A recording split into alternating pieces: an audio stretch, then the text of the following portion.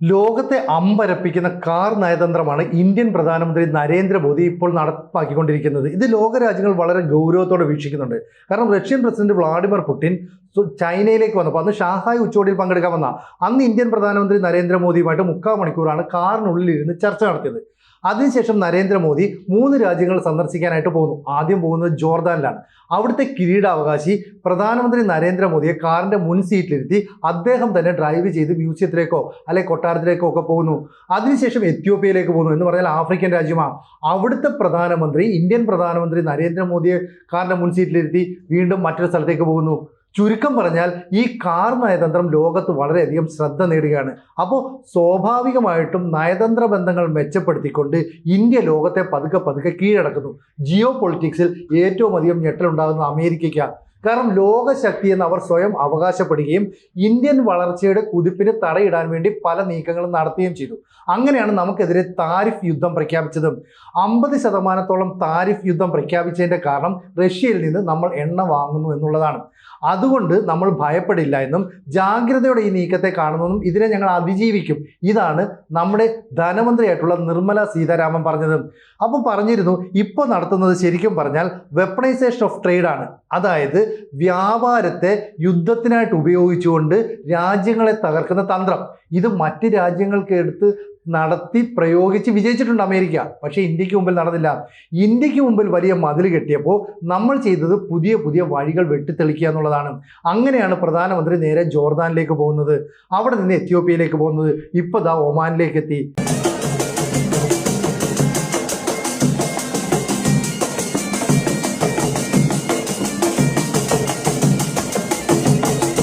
എന്ന് പറഞ്ഞാൽ middle east രാജ്യങ്ങളിൽ സൗദി അറേബ്യയുടെ അത്രയുമോ അല്ലെങ്കിൽ UAE അത്രയുമോ വികസനമൊന്നുമില്ലാത്ത അറേബ്യൻ സംസ്കാരത്തെയും പൈതൃകത്തെയും ഒക്കെ മുറുകെ പിടിക്കുന്ന രാജ്യമാണ് ഒമാൻ.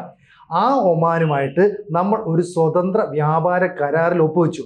കഴിഞ്ഞ 20 വർഷക്കാലത്തെ കണക്കെടുത്തു കഴിഞ്ഞാൽ ഇതാദ്യമായാണ് ഒരു വലിയ രാജ്യവുമായിട്ട് അവർ ഇത്തരത്തിലൊരു സ്വതന്ത്ര വ്യാപാര കരാറിൽ ഒപ്പിടുന്നത്. എന്ന് പറഞ്ഞാൽ 98% ഇന്ത്യൻ ഉൽപ്പന്നങ്ങൾക്ക് ടാക്സ് ഇല്ലാതെ ഒമാനിൽ എത്തിക്കാനായിട്ട് സാധിക്കും. ഇതിൻ്റെ ഗുണം കിട്ടുന്നത് വസ്ത്രമേഖലയിൽ ആഹാര നിർമ്മാണവുമായി ബന്ധപ്പെട്ട് അതുപോലെ തന്നെ രത്നങ്ങളുടെ നിർമ്മാണവുമായി ബന്ധപ്പെട്ട് പുനരുപയോഗിക്കാൻ കഴിയുന്ന ഊർജത്തിൻ്റെ കാര്യങ്ങളുടെ മേഖലയുമായി ബന്ധപ്പെട്ട് ഇരു രാജ്യങ്ങൾക്കും ഒരുപോലെ പ്രയോജനം ചെയ്യും. നമ്മളൊരു പദ്ധതിയുമായിട്ട് മുമ്പോട്ട് പോയാൽ ഏകപക്ഷീയമായിട്ട് അതിൻ്റെ ഗുണം ഇന്ത്യക്ക് കിട്ടണമെന്ന് നമ്മൾ ആഗ്രഹിക്കില്ല. പകരം ഒരു മ്യൂച്വൽ ബെനിഫിറ്റിന് വേണ്ടി ശ്രമിക്കുന്നു. അത് ഒമാൻ തന്നെ വ്യക്തമാക്കിയിട്ടുണ്ട്. ഞങ്ങളുടെ GDPയിൽ ഞങ്ങളുടെ എക്കണോമിക് ഗ്രോത്തിൽ ഇന്ത്യൻ സമൂഹത്തിൻ്റെ ഇന്ത്യയുടെ പങ്ക് വളരെ വലുതാണ്. 2020 മുതൽ കാലം എടുത്താൽ മാത്രം ഇന്ത്യയിലെ ഒമാനിലെ നിക്ഷേപം ഏതാണ്ട് 3 ഇരട്ടി വർദ്ധിച്ചു. കൃത്യമായി പറഞ്ഞാൽ $500 കോടി മുകളിലേക്ക് അതെത്തി. ഇത് പറയുന്നത് ഇന്ത്യയല്ല, ഒമാനിലെ വാണിജ്യ മന്ത്രിയായിട്ടുള്ള ഖൈസർ യൂസഫ് തന്നെയാണ് ഇക്കാര്യം വ്യക്തമാക്കിയിരിക്കുന്നത്. അങ്ങനെ ഫ്രീ ട്രേഡ് എഗ്രിമെൻറ്റിലൂടെ ഒമാൻ ഇന്ത്യക്കൊപ്പം നിന്നപ്പോൾ UK വളരെ മുമ്പേ ഈ നിലപാട് കാണിച്ചതാ.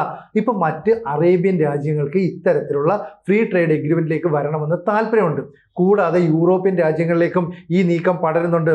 അപ്പോൾ സ്വാഭാവികമായിട്ടും സൗദി അറേബ്യയും UAE ഒക്കെ ഇന്നും ഏതെങ്കിലും ഒരു സാഹചര്യം കിട്ടിയാൽ പാകിസ്ഥാനൊപ്പം നിൽക്കുന്നത്. ഇനി അത് വേണ്ട, പാകിസ്ഥാനൊപ്പം അല്ല ഇന്ത്യക്കൊപ്പമാണ് നിൽക്കുന്നതെന്ന് കാണിച്ചു കൊടുക്കാനുള്ള ഒരു അവസരം കൂടി ഒമാൻ കാണിക്കുന്നുണ്ട്.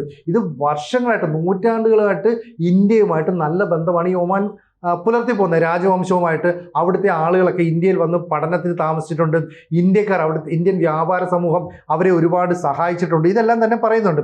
ഇവിടെ ഇപ്പോൾ ഒമാനുമായിട്ടുള്ള പരസ്പര സഹകരണം എന്ന് പറയുന്നത് സ്പേസിൻ്റെ കാര്യത്തിൽ, ഡിഫൻസ് മേഖലയിൽ, ടെക്നോളജിയിൽ, ടെററിസത്തിനെതിരായിട്ടുള്ള നീക്കങ്ങളുടെ കാര്യത്തിൽ ഇതിലെല്ലാം തന്നെ ഒരുമിച്ച് പ്രവർത്തിക്കാനും വ്യാപാര ബന്ധം ഉയർന്ന തരത്തിൽ മെച്ചപ്പെടുത്താനുമായിട്ട് തീരുമാനിക്കുകയാണ്.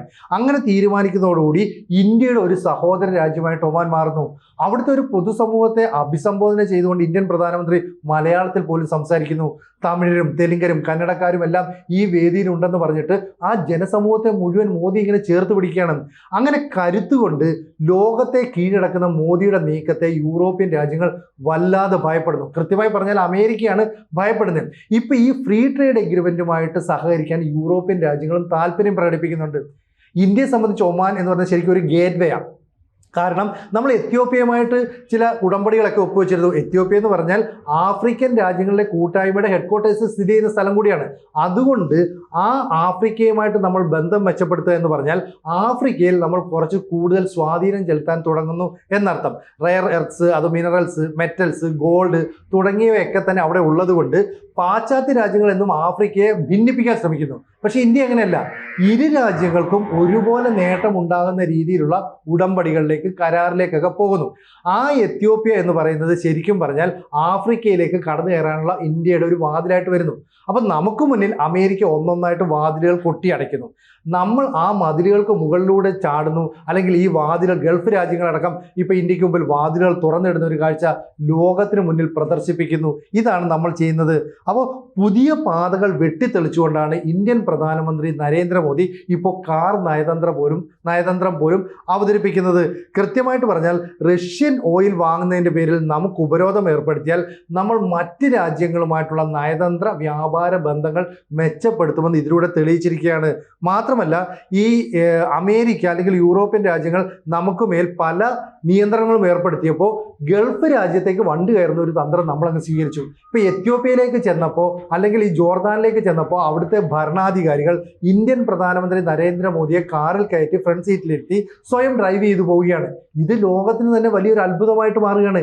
എങ്ങനെയാണ് ഇയാൾക്ക് ഇതൊക്കെ സാധിക്കുന്നത്? അപ്പോൾ ഒരു പ്രധാനമന്ത്രിക്ക് ഏതൊക്കെ തരത്തിൽ ലോക രാജ്യങ്ങളിൽ സ്വാധീനം ചെലുത്താൻ കഴിയുമെന്ന് കൃത്യമായിട്ട് നരേന്ദ്രമോദി തെളിയിക്കുന്നു. അതും ഒരു പതിറ്റാണ്ടുകൊണ്ട്.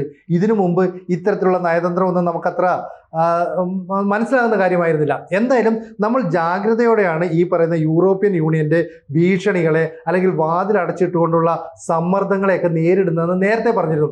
പക്ഷെ അതെങ്ങനെയാണ് നമ്മൾ പുതിയ വഴി വെട്ടിത്തെളിക്കുന്നത് അതൊന്നും ആർക്കും മനസ്സിലായില്ല. ഇപ്പോൾ ഈ ഗൾഫ് രാജ്യങ്ങളുടെ സന്ദർശനം കൊണ്ട് അത് ഏതാണ്ട് വ്യക്തമായി.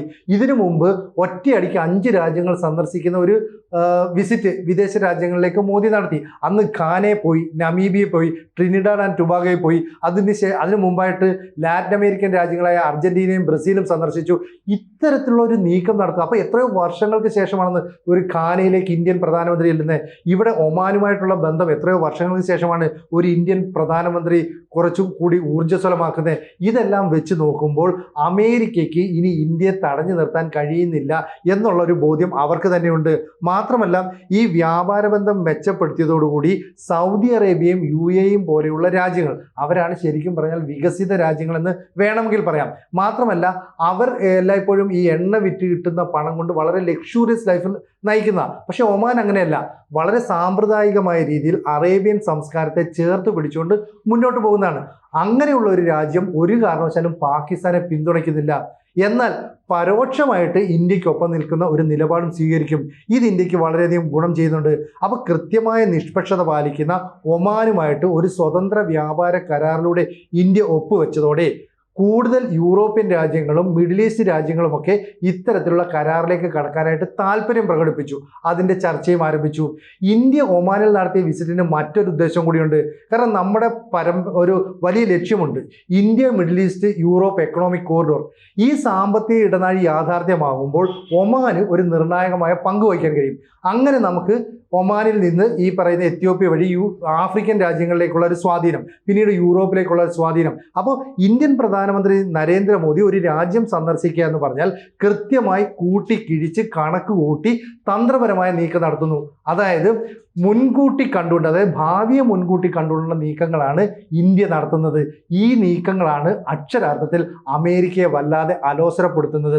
ഇപ്പോൾ ഇന്ത്യ വ്യാപാര മേഖലയിൽ, സാമ്പത്തിക മേഖലയിൽ, സൈനിക പ്രതിരോധ മേഖലയിൽ വലിയൊരു കരുത്തായി വളർന്നുകൊണ്ടിരിക്കുന്നത് മറ്റു പല രാജ്യങ്ങൾക്കും അലോസരമുണ്ടാക്കുന്നു. അവരെ കൂടുതൽ അസ്വസ്ഥമാക്കുക എന്ന ലക്ഷ്യത്തോടു കൂടി ഇന്ത്യൻ പ്രധാനമന്ത്രി നരേന്ദ്രമോദിയുടെ കാർ നയതന്ത്രം തുടരുക തന്നെ ചെയ്യുമെന്ന് നമുക്ക് പ്രതീക്ഷിക്കാം.